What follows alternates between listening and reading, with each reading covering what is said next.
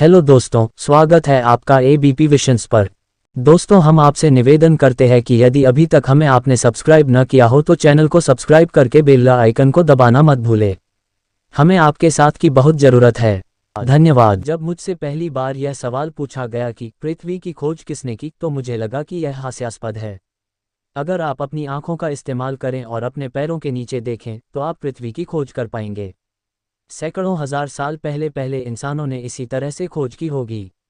लेकिन शायद एक बेहतर सवाल यह है, किसने खोजा कि पृथ्वी एक ग्रह है।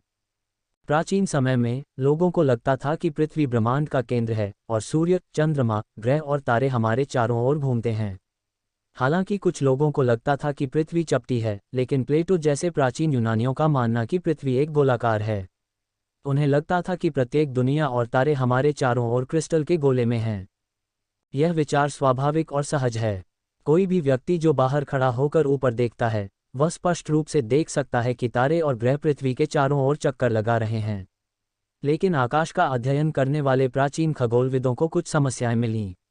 आकाश में सीधे रास्ते पर चलने के बजाय कुछ ग्रह रुकते, पीछे की ओर बढ़ते, फिर रुकते और फिर आगे बढ़ते दिखाई देते।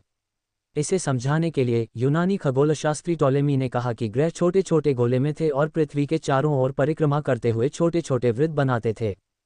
16वीं शताब्दी तक पोलिश गणितज्ञ और खगोलशास्त्री निकोलस कोपरनिकस ने सौरमंडल का सूर्य केंद्रित मॉडल प्रस्तुत नहीं किया था, जिसमें पृथ्वी और अन्य ग्रह सूर्य के चारों ओर परिक्रमा करते थे। सौरमंडल के उनके मॉडल को गैलीलियो के अवलोकनों द्वारा समर्थित किया गया था, जिन्होंने देखा था कि बृहस्पति के अपने चंद्रमा थे और शुक्र चंद्रमा की तरह चरणों से गुजरता था। इन विचारों को लोकप्रिय होने में तथा वैज्ञानिक प्रतिष्ठानों को इस बात पर सहमत होने में कुछ वर्ष लग गए कि हाँ, पृथ्वी भी एक अन्य ग्रह है जो सूर्य की परिक्रमा करता है तथा यह ब्रह्मांड का केंद्र नहीं है। हमने यूनिवर्स टुडे के लिए पृथ्वी के बारे में कई लेख लिखे हैं। यहाँ एक नए टेलीस्कोप के बारे में एक लेख है जो आपको गैलीलियो द्वारा देखे गए दृश्य देखने देगा। पृथ्वी का निर्माण एक विचित्र वैज्ञानिक रहस्य बना हुआ है। हम सौरमंडल के एक ग्रह पर रहते हैं जिसके साथ साथ अन्य ग्रह भी हैं और हमने अब तक हजारों एक्सोप्लैनेट खोजे हैं। लेकिन पृथ्वी जैसे ग्रह कैसे बने, यह अभी भी एक बड़ी बहस का विषय बना हुआ है। वर्तमान में ग्रहों के निर्माण पर दो प्रमुख सिद्धांत हैं। वैज्ञानिक हमारे सौरमंडल के अंदर और बाहर के ग्रहों का अध्ययन करना जारी रखते हैं ताकि यह बेहतर ढंग से समझा जा सके कि इनमें से कौन सा सिद्धांत सबसे सटीक रूप से बताता है कि सौरमंडल और उसके ग्रह कैसे बने। लगभग 4.6 अरब साल पहले हमारा सौरमंडल धूल और गैस का एक बादल था जिसे सौर निहारिका के नाम से जाना जाता था।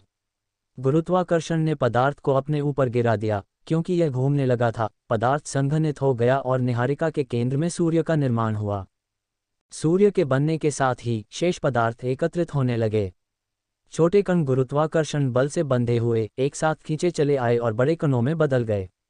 सौर वायु, जो सूर्य के ऊपरी वायुमंडल से निकलने वाले आवेशित कणों की एक निरंतर धारा है, हाइड्रोजन और हीलियम जैसे हल्के तत्वों को बहा ले गई।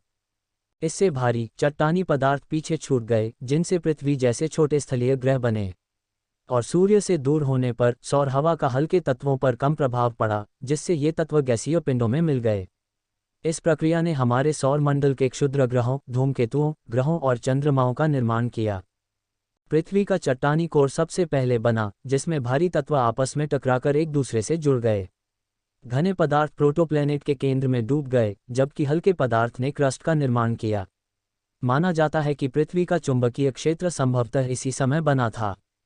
पृथ्वी के विकास के आरंभ में एक बड़े पिंड ने पृथ्वी पर प्रहार किया, जिससे युवा ग्रह के आवरण के टुकड़े अंतरिक्ष में उछल गए।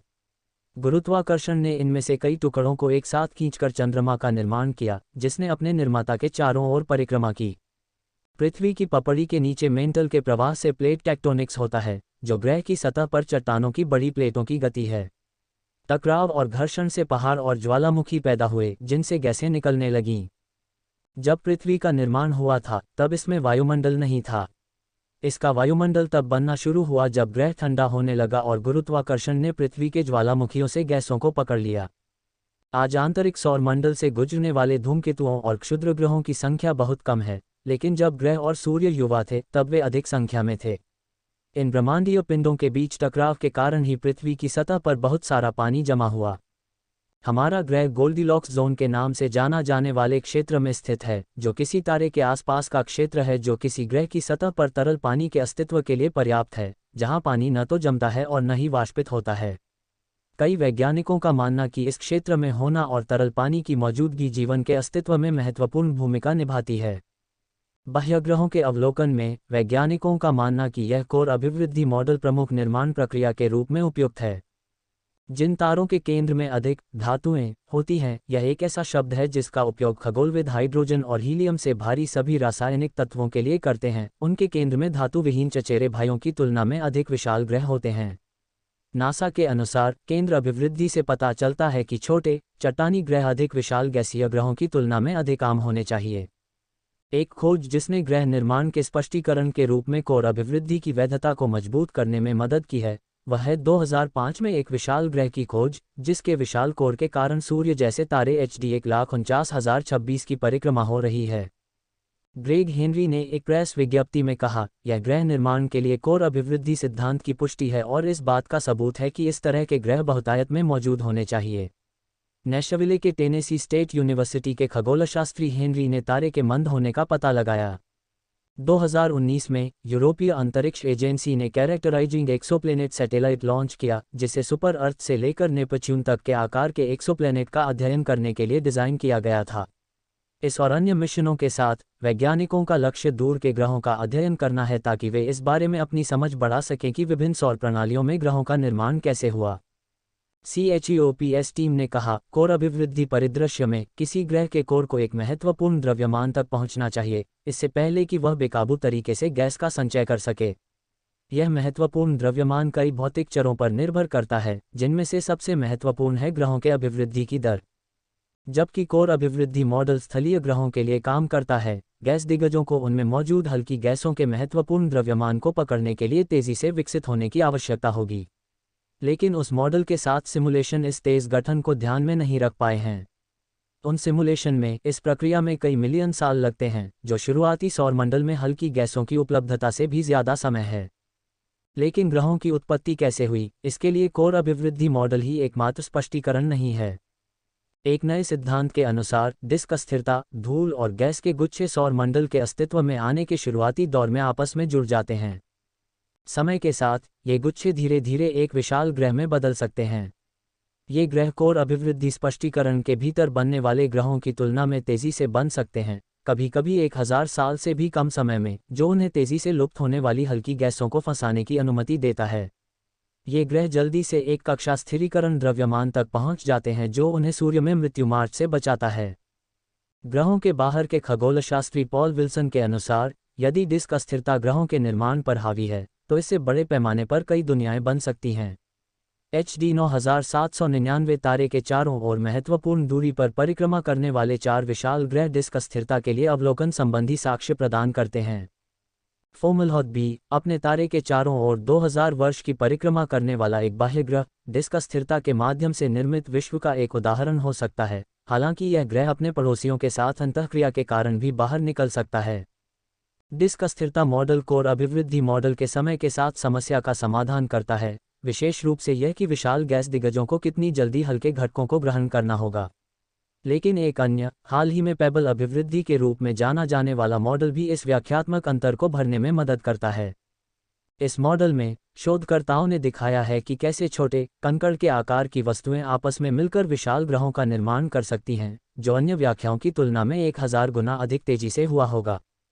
कोलोराडो में साउथ वेस्ट रिसर्च इंस्टीट्यूट के खगोलशास्त्री और मॉडल का वर्णन और अन्वेषण करने वाले एक पेपर के प्रमुख अध्ययन लेखक हैरोल्ड लेविसन ने 2015 में space.com को बताया, यह पहला मॉडल है जिसके बारे में हम जानते हैं जिसमें आप सौर नेबुला के लिए एक बहुत ही सरल संरचना से शुरू करते हैं जिससे ग्रहों का निर्माण होता है और अंत में विशाल ग्रह प्रणाली बनती है जिसे हम देखते हैं।